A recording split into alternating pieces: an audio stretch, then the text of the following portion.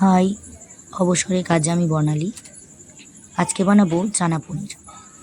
প্রথমে কাবলি ছোলা সারা রাত ভিজিয়ে রেখে দিয়েছিলাম। এখন জল ছেঁকে নিয়ে আবারও পরিমাণ মতো জল আর লবণ দিয়ে 4টে সিটি দিয়ে নেব। এখন নিয়ে নিয়েছি পনির, ক্যাপসিকাম, ধনেপাতা, টমেটো কুচি। কড়াই গরম করে বসিয়ে দিয়েছি। এর মধ্যে দিয়ে দিচ্ছি 2 চামচ সাদা তেল। তেলের মধ্যে দিয়ে দিলাম পনিরের পিসগুলো।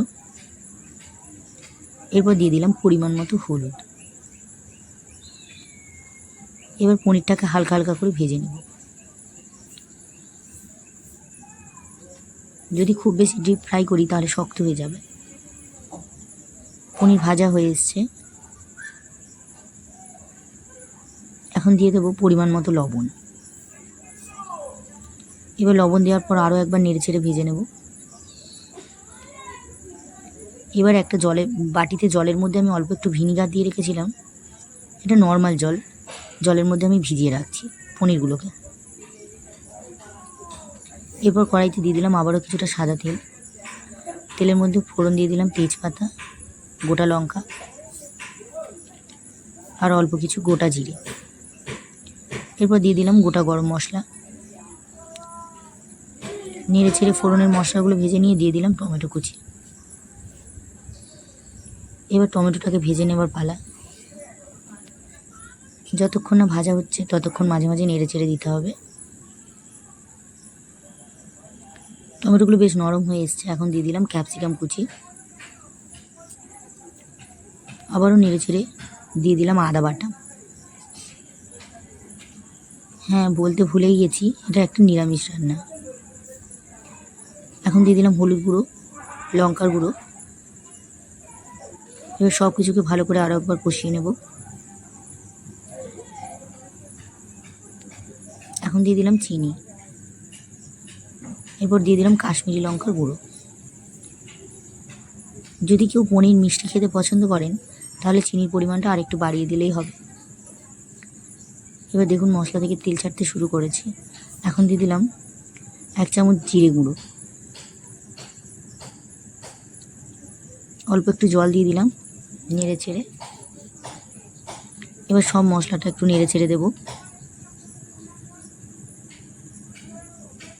ব্যাস, এখন একটা ঢাকা চাপা দিয়ে দেবো।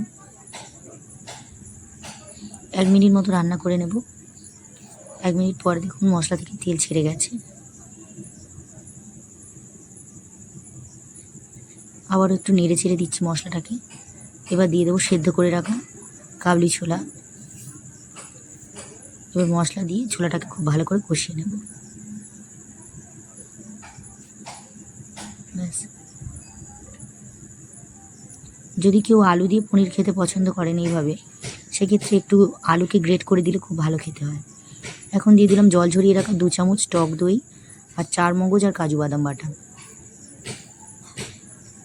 এবার আবারও ভালো করে একটু নেড়ে চেড়ে কষিয়ে নিচ্ছি, সব মশলাটা যাতে ভালোভাবে চুলার মধ্যে মিশে যায়।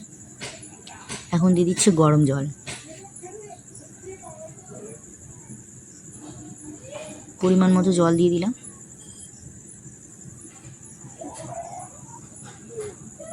গ্যাসের ফ্লেমটা মিডিয়ামে দিয়ে দিলাম।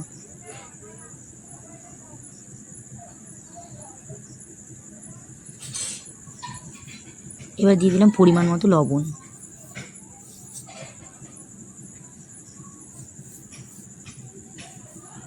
ব্যাস, এবার ঢাকা দিয়ে দিলাম।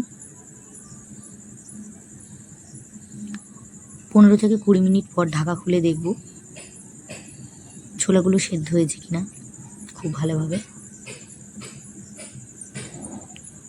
ছোলাগুলো প্রায় সেদ্ধ হয়ে এসছে। এখন আমি দিয়ে দেবো, জল থেকে ছেঁকে নিয়ে দিয়ে দেবো পনিরগুলোকে। এইভাবে পনির ভাজার পর ভিজিয়ে রাখলে খুব সফট হয় আর ভেঙে যায় না পনির। আমি এই ট্রিক্সটা দেখেছি আমাদের একটা অনুষ্ঠান বাড়িতে রাঁধুনিরা রান্না করছিল তখন। তারপর থেকে আমি এইভাবেই রান্না করি। ঢাকা দিয়ে আরও 5 মিনিট রান্না করে নিলাম। এখন দিয়ে দেবো 1 চামচ বাটার। এখন দিয়ে দিলাম সবশেষে একটু কাসুরি মেথি। এবার আরও 2-1 মিনিট ফুটিয়ে নেব। এবার সব শেষে দিয়ে দিলাম ধনেপাতা কুচি। তৈরি হয়ে গেছে। এভাবে ছানা পনির রান্না করলে খুব ভালো খেতে হয়। আপনারাও এইভাবে বাড়িতে বানিয়ে কমেন্ট করে জানাবেন খেতে কেমন হলো। ভিডিওটি ভালো লাগলে লাইক, কমেন্ট, শেয়ার করবেন। চ্যানেলটি সাবস্ক্রাইব করে আমার পাশে থাকবেন। ভিডিওটি সম্পূর্ণ দেখার জন্য ধন্যবাদ।